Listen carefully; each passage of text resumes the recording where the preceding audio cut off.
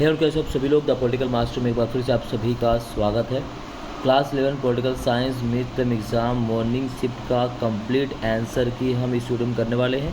और साथ ही साथ मैं आप सभी को बता दूं, जितने भी इंपॉर्टेंट क्वेश्चन आंसर और जो भी प्रीवियस और क्वेश्चन हमने आप सभी सॉल्व करवाए थे और जो भी क्वेश्चन मैंने बताया सारा का सारा क्वेश्चन वहीं से आप जाकर चेक कर सकते हैं। इस बात को लेकर एक लाइक, एक सब्सक्राइब, एक कमेंट तो बनता है।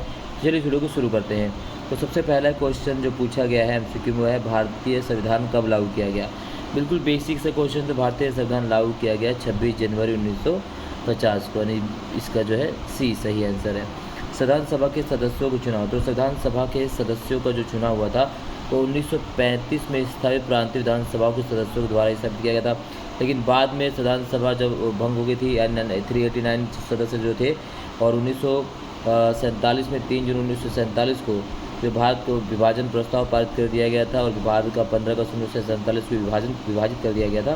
तो इस आधार पर इसका आंसर जो है वो डी भी होता है, लेकिन इसमें इसका सही आंसर होगा वो है का, यानी ए।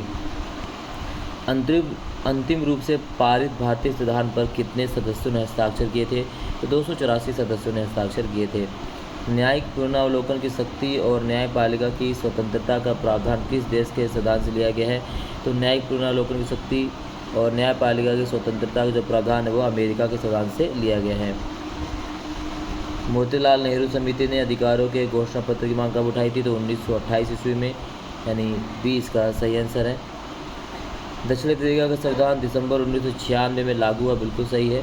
दक्षिण अफ्रीका का संविधान संभवतः दुनिया का सबसे कम अधिकार देने वाला संविधान, एक कथन गलत है। तो केवल अभिकथन ए सही है। इसका क्या है, केवल अभिकथन ए सही है।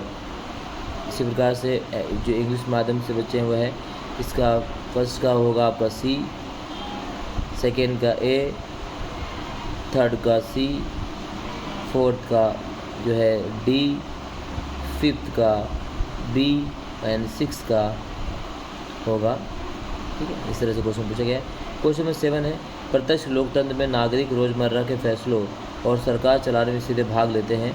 प्रत्यक्ष लोकतंत्र उदाहरण माने जाते हैं प्राचीन यूनान के नगर राज्य। छुआछूत की प्रथा असमानता का सबसे भद्दा रूप है। इससे किस अधिकार के अंतर्गत समाप्त किया गया है। तो उसे समाप्त किया गया है किस जो इस अधिकार के तहत वो है समानता का अधिकार। जब न्यायालय को लगता है कि कोई व्यक्ति ऐसे पद पर नियुक्त हो गया है जिस पर उसका कोई कानूनी हक नहीं है, तब न्यायालय उसे किस आदेश के द्वारा पद पर कार्य करने से रोक देता है। तो यह अधिकार परीक्षा आदेश। 1984 के लोकसभा चुनाव में कांग्रेस ने 543 में से 415 सीटें जीती थी, जो कि गलत है। तो कांग्रेस ने 402 सीटें जीती थी 542 लोकसभा के चुनाव के 542 सीटों के चुनाव, जिसमें 402 सीटें कांग्रेस ने जीती थी और लगभग 90% सीटें कांग्रेस ने जीती थी, बिल्कुल सही है। तो कथन अभिकथन ए गलत है, कथन आर कारण आर सही है, यानी ए गलत है, आर सही है। इसी प्रकार से आपका संसदीय व्यवस्था में प्रधानमंत्री होता है। तो संसदीय व्यवस्था में प्रधानमंत्री होता है सरकार का प्रधान। ठीक है, सरकार का प्रधान होता है संसदीय व्यवस्था में प्रधानमंत्री, यानी 11वीं का बी। भारतीय संविधान के किस अनुच्छेद के तहत राष्ट्रपति को सहायता और सलाह देने के लिए मंत्री परिषद का प्रावधान किया गया है, जिसका प्रमुख प्रधानमंत्री होता है। तो वह है आर्टिकल 74 का क्लोज 1, सी इसका सही आंसर है। भारतीय संविधान कैसे बना, ये सिंपल सा क्वेश्चन है। भारतीय संविधान, इसमें आपको क्या लिखना था कि भारतीय संविधान की पहली बैठक कैबिनेट मिशन के माध्यम से इसका चुनाव किया गया।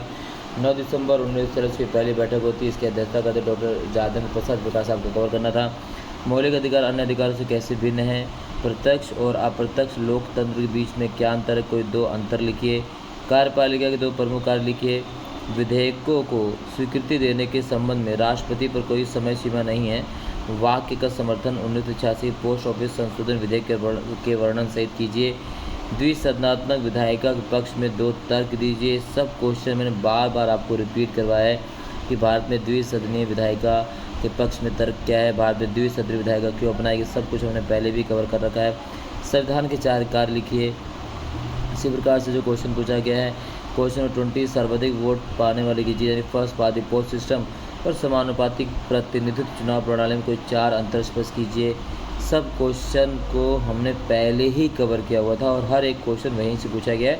आप जाकर क्वेश्चन आंसर की सीरीज देख सकते हैं। हमने जो क्वेश्चन कवर किया था वो सब कुछ मैंने आप सभी बताया था। हर एक क्वेश्चन वहाँ से आया, एक बार देख कर ध्यान से जो ध्यानपूर्वक पढ़ना था, जो आपको इसका उत्तर देना था, ये सारी चीज़ें वहीं से ही एक्सप्लेन की गई हैं। आई होप आपने हमारा पहले की वीडियो देखा होगा, अगर देखा तो आप पूरे मार्क्स ज़रूर लेकर आएंगे 100%। ठीक है, ये सारी चीज़ें क्वेश्चन वहीं से पूछे। इसके बाद मैप भी मैंने आपसे बताया था कि मैप कौन, द्विसदनी विधायिका से मैप पूछा गया था, तो कौन कौन से मैप यहाँ पर पूछा गया है। ठीक है, द्विसदनी विधायिका से मैप पूछा गया है, संसद दोनों संसद के। ठीक है, इसके बाद नीचे दिए गए कार्टून का ध्यान प्रदान कीजिए और पूछे प्रश्न उत्तर दीजिए। उपरोक्त कार्टून हाथी को किसका प्रतिनिधित्व करते हुए दिखाया गया है, तो यह सार्वभौम वैश्य मताधिकार का। उपरोक्त कार्टून हाथी पूछ के नेता का नाम पंडित जवाहरलाल नेहरू। सार्वभौम वैश्य मताधिकार से आप क्या समझते हैं, तो सार्वभौम वैश्य मताधिकार मतलब होता है कि भारत के प्रत्येक नागरिक जिसकी उम्र 18 वर्ष से उससे अधिक उसे मत देने का अधिकार होता है।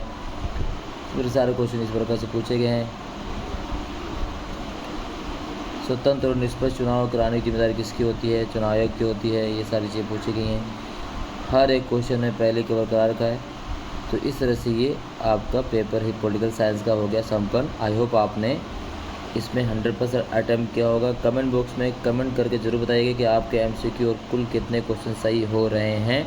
आपके कमेंट का इंतजार रहेगा। अब हम अगली तैयारी करने वाले हिस्ट्री की, तो चैनल को जरूर सब्सक्राइब कर लीजिएगा। बहुत बहुत धन्यवाद। जय हिंद।